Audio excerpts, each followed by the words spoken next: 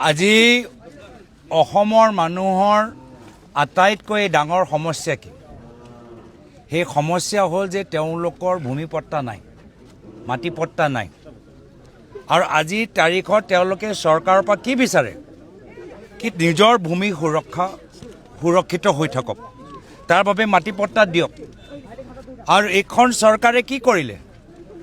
দুখীয়া মানুহক মাটি পট্টা দিয়াতকৈ মুখ্যমন্ত্ৰী পৰিবাৰে নিজৰ নামত কিমান নামজাৰি কৰি এতিয়া বৃহত্তৰ পৰিয়ালৰ ওচৰত প্ৰায় 12,000 বিঘা মাটি আজি অসমৰ ভিতৰত তেওঁলোকৰ দখলত আছে।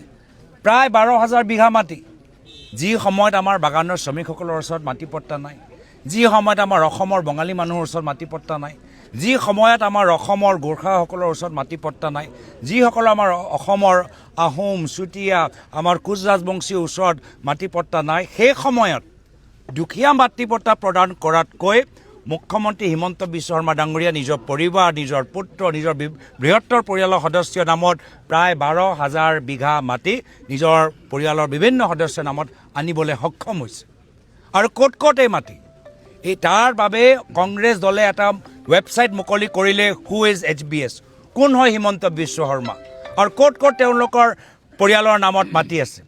তাৰ যোগেদি আমি বিভিন্ন ডাক নম্বৰ পাইছোঁ, তাৰ যোগেদি এই ৱেবছাইট যোগেদি বিভিন্ন পাট্টা নম্বৰ পাইছোঁ। আৰু এই সম্পৰ্কত আমি আজি ইয়াত আহিছোঁ ৱানী গ্ৰীণছৰ সন্মুখত। ৱানী গ্ৰীণছ কি হয়? ৱানী গ্ৰীণছ এটা 5 ষ্টাৰ ৰিজৰ্ট। 5 ষ্টাৰ ৰিজৰ্ট প্ৰায় কিমান হ'ব? মোৰ জনামতে ইয়াৰ প্ৰায় 1,000 একৰ ওপৰত ভূমি। 1,000 একৰ মানে প্ৰায় 3,000 বিঘা। প্ৰায় 3,000 বিঘা ইয়াত তেওঁলোকৰ দখলত তেওঁলোকে লাহে লাহে আনিবলৈ সক্ষম হৈছে।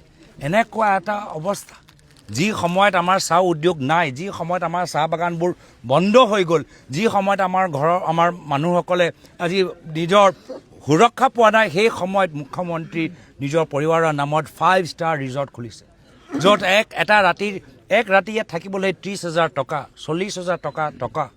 তো সেইকাৰণে আজি এয়া হ'ল বাস্তৱ মুখ্যমন্ত্ৰী হিমন্ত বিশ্ব শৰ্মা। তেখেতৰ বাস্তৱ চৰিত্ৰ, তেখেতৰ মাটিৰ প্ৰতি লোভ, তেওঁলোকৰ ধনৰ প্ৰতি লোভ, সেই লোভ যে কেতিয়াও সম্পূৰ্ণ হ'ব নোৱাৰে, সেইখিনি কথা আমি ৰাইজৰ মাজত আমি দেখাই দিছোঁ। আৰু সেইকাৰণে আমি কৈছোঁ যে এই পৰিয়ালৰ ওচৰত প্ৰায় অসমৰ 12,000 বিঘা মাটি আছে।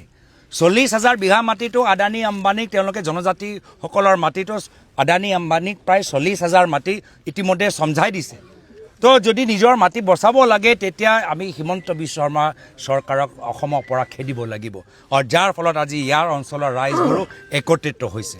আৰু সেইকাৰণে আমি আগবাঢ়ি গৈছোঁ, য'ত অসমৰ ৰাইজে আমাক দেখাই দিয়ে কি ক'ত তেওঁ হিমন্ত বিশ্ব শৰ্মা ডাঙৰীয়া পৰিয়ালৰ মাটি আছে, তাত কংগ্ৰেছৰ দলবোৰ যাবগৈ। গোটেই আমি মানুহৰ লগত, তেওঁ স্থানীয় মানুহৰ লগত যি অন্যায় অত্যাচাৰ হৈছে, আমি থাকিম। আজি এই চাওক, আজি ইহঁতৰ ডাঙৰ 5 ষ্টাৰ হোটেল, কিমান যে ৰিজৰ্ট, কিমান ভিতৰত কি কৰিছে আমি গম পোৱা নাই, কাৰ্বি পাহাৰত কি কৰিছে আমি গম পোৱা নাই।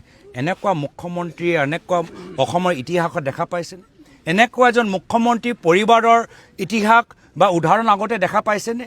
মোৰ মাৰ এগৰাকী মুখ্যমন্ত্ৰী পৰিবাৰ আছিলে, 15 বছৰ দুবাৰকৈ কেন্দ্ৰীয় চৰকাৰৰ মন্ত্ৰীৰ তেখেতৰ পৰিবাৰ আছিল।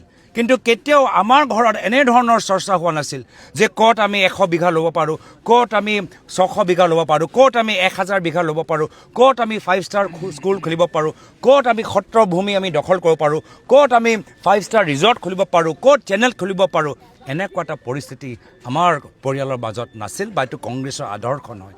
সেইকাৰণে ৰাইজে গম পাই গৈছে যে মুখ্যমন্ত্ৰী মাত্ৰ নিজৰ স্বাৰ্থৰ বাবে আজি ক্ষমতা বিচাৰি আছে, নিজকে আৰু ধনী কৰিবলৈ, আৰু সেইকাৰণে ৰাইজে তেওঁ মুখ্যমন্ত্ৰী গাদীৰ পৰা আঁতৰাবলৈ বিচাৰে।